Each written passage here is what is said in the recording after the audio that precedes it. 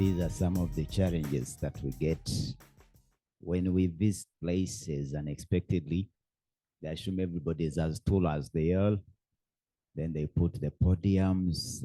So when we come in, we change the status quo. But that is it. And let me take this time to appreciate the organizers of this symposium. I must say I'm extremely humbled and yet honored to be before you today, to add a brick or a mortar or two to a very fundamental topic. Whoever thought about it was on point.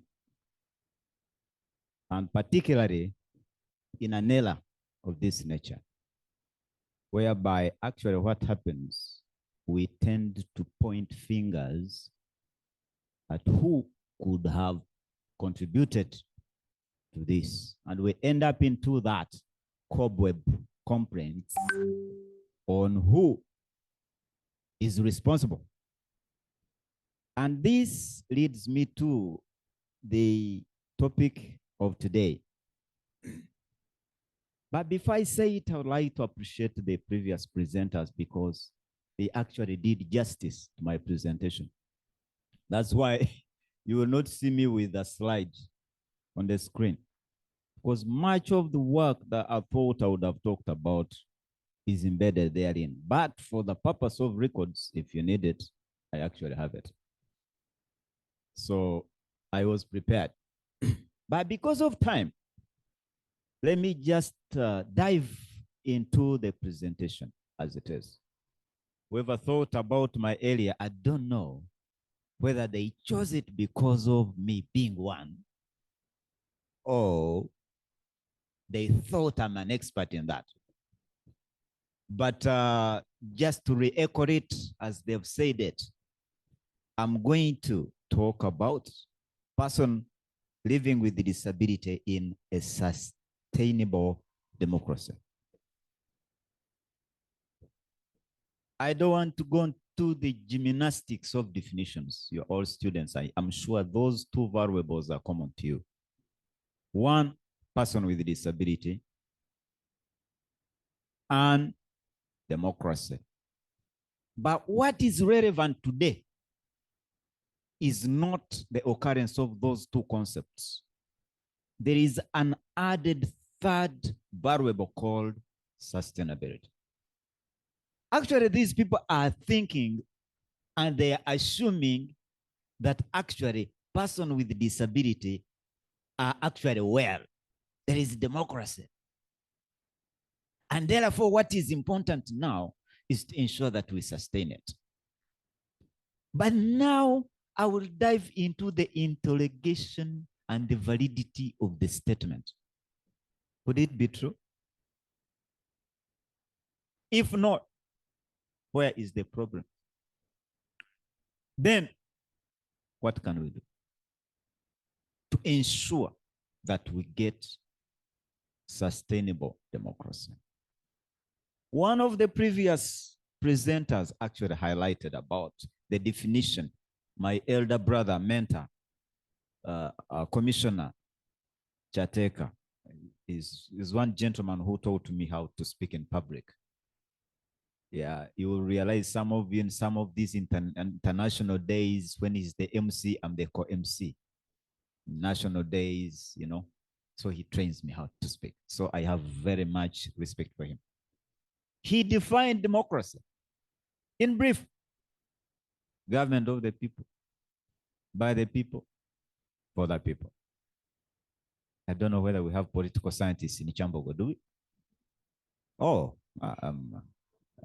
wow, wow, thank you. You know, we had monopolized everything in Makerere, you know, where I come from, you know, political science, we even have a specific course for that. So it's where we define such a concept. It is the government of the people, for the people, by the people. Meaning that a society, and this leads me into the great writings of the gentleman known as the great grandfather of international law. In the book Cases and Materials International Law by Hugo Grotius. Actually, the author is Harris.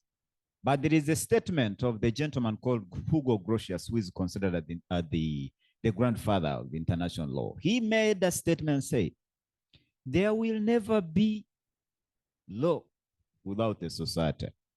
Neither can there be society without law. Meaning that for the existence or for sustainability of democracy in a state, let me just hit a little bit, there must be good law. Is this law favoring person with disability? Do you want me also to define a person with disability? If you want me to define it, look at me. Okay, we've gotten the definition, right? Among others. For clarity, is this person that has an impairment, either deducted part or added part on his body so that he can perform daily activities well. It's a simple definition of a person with a disability. Are the laws clear? By the way, when I talk about, I know scholars here, done research, will say, yes, actually, person with disabilities are represented in Parliament. We have 5 MPs.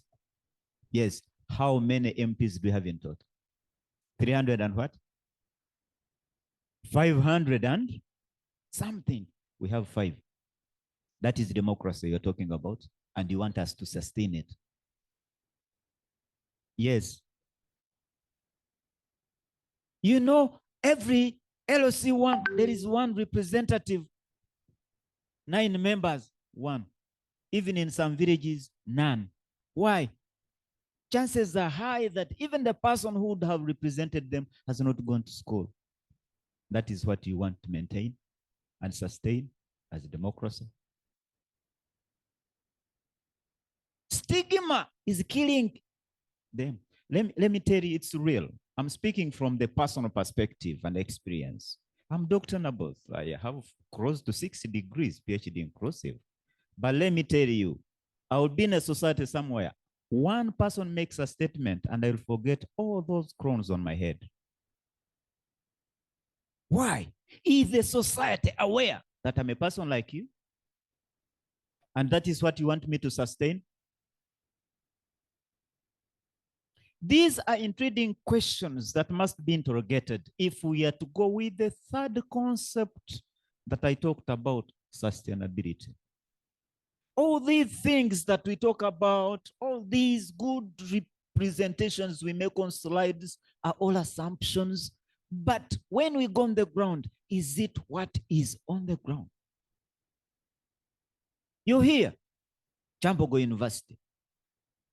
Let me ask you a question. Every time you see a person in a wheelchair, what comes into your mind?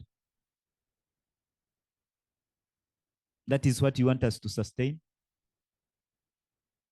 Democracy is about people together living harmonious in a society that everybody's okay. Let me say fair. Are we fair in a society with person with disability? That's why even how I am. Recently, I was, because of the challenges that we face in our city here, we don't have reserves. And I'm blessed that I drive myself. Actually, I drive normal cars, and my car is manual. Yes. Fighting to make sure that I show you that we're actually okay. Now, I park somewhere, and then you look for parking, then you have to move to get a service somewhere. Along the way, I meet this old woman, and I saw her fidgeting with her small bag, and she picks a coin of 500 shillings to give it to me. What comes into your mind? From her heart of hearts, she was genuine, very genuine. But she was giving Dr. Naboth 500 shillings, who is earning more than 10 million a month. Do you know why? She looks at me as the person that needs help. That is why, and that is what many of you do. You're killing us. And that is what you want us to sustain. Ladies and gentlemen, yes, we can sustain. But there are a number of issues that we have to look into. If we are to sustain them, is it what is or what ought to be? Is the society fair?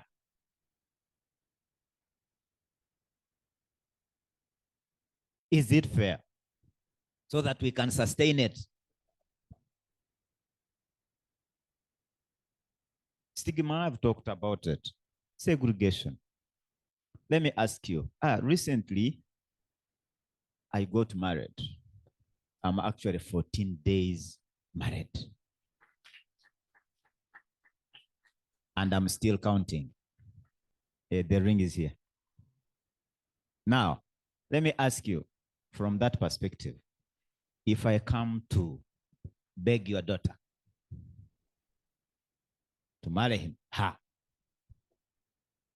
will you do the same? Like if Dr. Msing's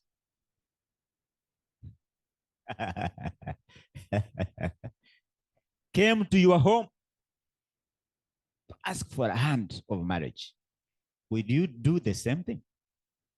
You know the truth in your heart, you know. You know. And that is what you want to sustain. Sustainability. Person with disability in a sustainable democracy. Is it there so that we sustain it? Have we thought about first having it before we sustain it? Segregation, it's deeply entrenched in you. Let me ask ladies here, beautiful girls, if I come to propose to you with my ring, will you say yes at the first time I approach you?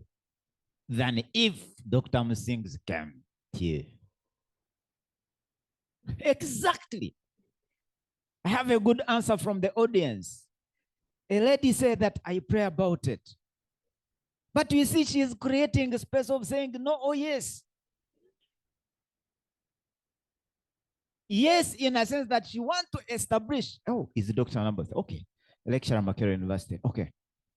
7 degrees. Okay. 21 companies. Okay. Okay. Driving which car? Okay. Mpenkoni. Okay. Living where? Buziga. Okay. But disabilities. Okay, we'll close the eye. That is what you are waiting for when you say, let me pray about it. And that is what you want us to sustain. You call it democratic, we sustain it. Ladies and gentlemen, there is no way we are going to sustain what is not on the ground. Let us first have it before we sustain it. I'm sorry, I am a bit contradictive to what you thought I would have talked about, but I felt it's very fundamental that I raise these concerns, because at times, these are the challenges that we normally get. We sit in the boardrooms and come up with the topics, on our AC, seated in a rolling table, chair, that nature. Then you say, this is it. How can you sustain what is not available? A person with disability enjoying what you call democracy. Is it there? When, by the way, research has it, it's interesting. Many NGOs for persons with disabilities are headed by people who are not. Okay, I'll take you very far. Researchers here, interest yourself in the Ministry of Gender. This is a secret. Don't cover it because the minister is my friend, okay? For gender.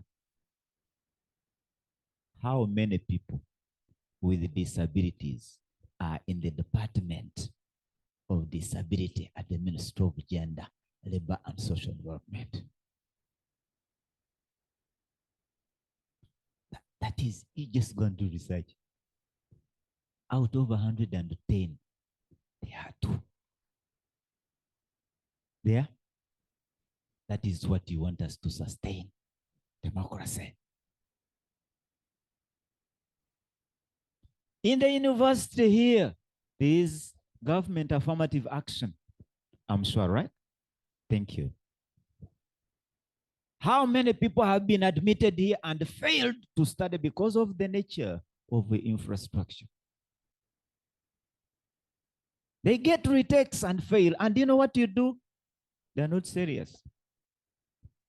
Not forgetting that the infrastructure establishment is not democratic at all.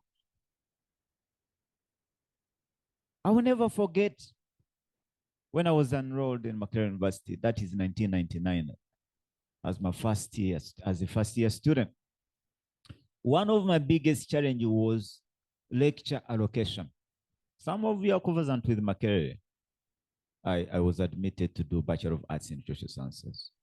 You'll find that I had a class at veterinary medicine, have a class at student center, have a class at Mitchell Hall, have a class at social sciences, have a class at St. Augustine Student Center. And each class is every after 1 hour. And I have no wheelchair. That is what you want us to sustain.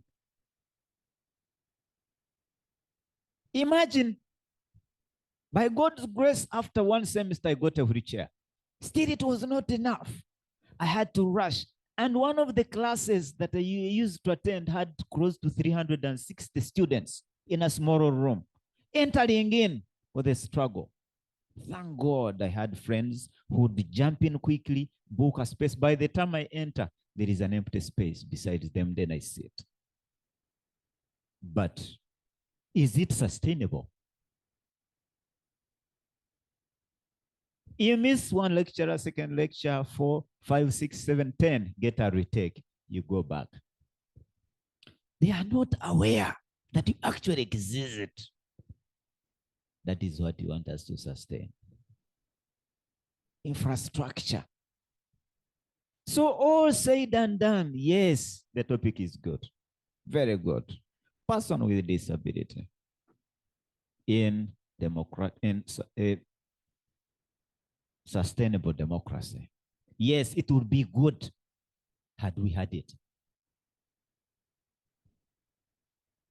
So it would be very good if we had it. But is it there? This is my question. I stand to be corrected if you know that it is. But as far as I know, couple of years God has blessed me in this country. Number of writings I've done, research I've done. I've not seen it. If it is there, kindly take me there so that I can have a look at it and I'll be happy.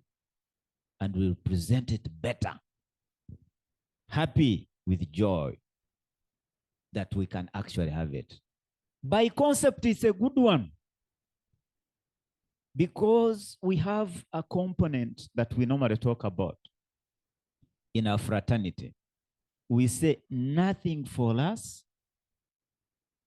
You say you don't even know. Ah, good. Thank you.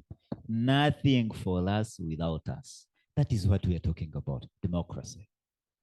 Is it on the ground? Actually, recently, there is a very good bill that was passed in Parliament. It is called 2020 Person with Disability Act. It is now an act of Parliament 2020. It's very good. But I will have somebody in Kampala who's not going to school. Will he read it to understand what it means? So in other words, you are washing white linen and then you are displaying it in dust. Good laws without people to read and understand laws, you are as good as doing nothing. Recently, you read the newspapers. The worst performing category of people in examination were what? Dumb. person who cannot hear well, they performed. It is a very big problem that we're interrogating now. So that is the category. We'll have people that will require, here, Chambogo, I don't know how you handle it in Makerere. I'm tough on them. We'll have a person that will require 5 seconds to write a figure. And you are giving this person 1 hour to answer an essay question. Thank you. Mama is saying that we add them time. That is what we need. And actually, you see, even that, the contention behind it is that we are adding them as if we are favoring them. Yet it is their right. So what is the approach that you are using to that effect? That is a charity-based approach, Mama, in academia. Yet I'm talking about right-based approach. You are not actually doing me a favor. You are doing what you are supposed to do so that I be like you. Are you getting my discussion? That is my point. I know time is running against me. It's myself. Mama is saying it's okay. Yes, I think these are some of the crucial issues, particularly you students must know. Because tomorrow we know more. You hear where we are is where you are coming. Where you were there before. We fought our own battles. What you see is what we've managed to achieve. You have to add a brick and mortar from where it is. It would be hard, if not impossible, to just add it if you don't know. How many of you are interested themselves in the literature about person with disability in Uganda? By the way, if I may ask, do you know the population of person with disability in Uganda? For your own information, they say 12.5% of the 45 point something million have disabilities. And every year it is increasing now. Yet Muzei, my favorite old man, was saying, I fought polio. So for him, he thought polio was the only source of disability. And we have roads that has potholes. So you are seated on it and the border hits you down, you lose your leg. You join the fraternity. You are solving it from the polio perspective. It is coming for you from the infrastructure perspective. So it should be a holistic approach, Mama. If we, as academicians, this is our time to start scratching our heads and write papers and shout where need be so that we can be heard. It should be a holistic approach. It's not just kick. They had a slogan, kick polio out of Uganda. To where? Polio is not only a cause of disability. It's multifaceted approach.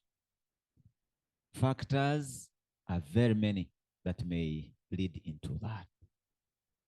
And that requires me and you, as I make my concluding remarks, ladies and gentlemen, before I'm not demystifying this, but I was just dissecting it so that you understand it, that it is very good to have sustainable democracy.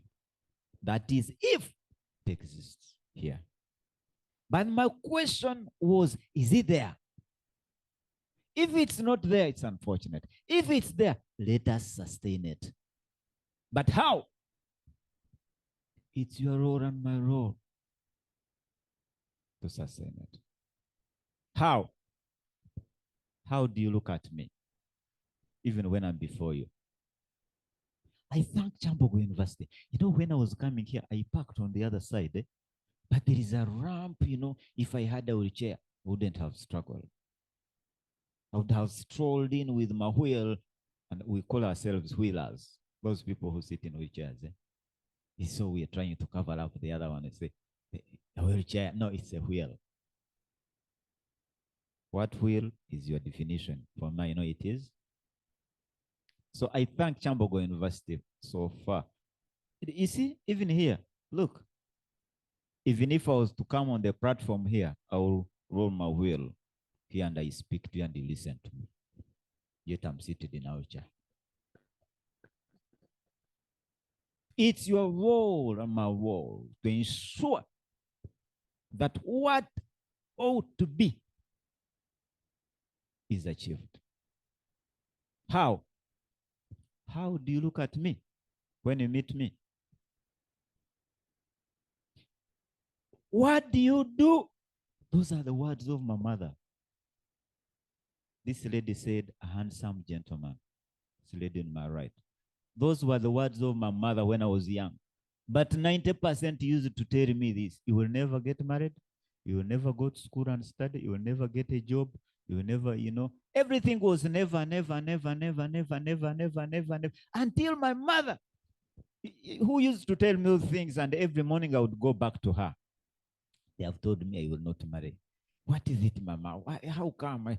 Until she got up and told me, Naboth, I'm tired of you. Let me tell you this. This lady has never been to school. She uses actually this to sign. She's now 89. She told me, I'm tired of you, Naboth. You are going to decide either to be happy for who you are or be unhappy for what you will never be. That was a very profound statement from an old woman who's never been to school. It changed my fundamental thinking to who I am today. We have people of that nature. If you meet a person with disability, other than picking a coin or 1,000 in your wallet to give him, what is that word that you live with him or her? Are you the kind of people, particularly this gender, that puts on trousers? You just see her, she's sweetheart when you are only two in a room. Once you move out, you don't want even to pass near her because she may say, honey, and you feel a thunder in your ears. We have quite a number of them with children, but they cannot tell who their fathers are.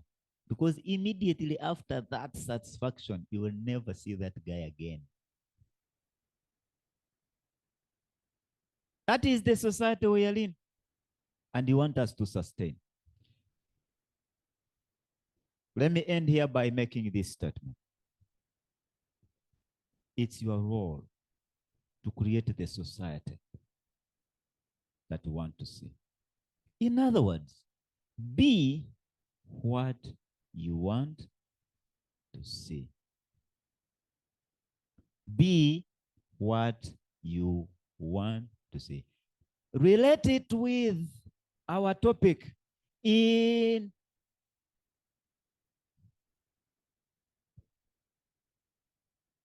while we are dialoguing in the role of civil society for democracy and sustainability.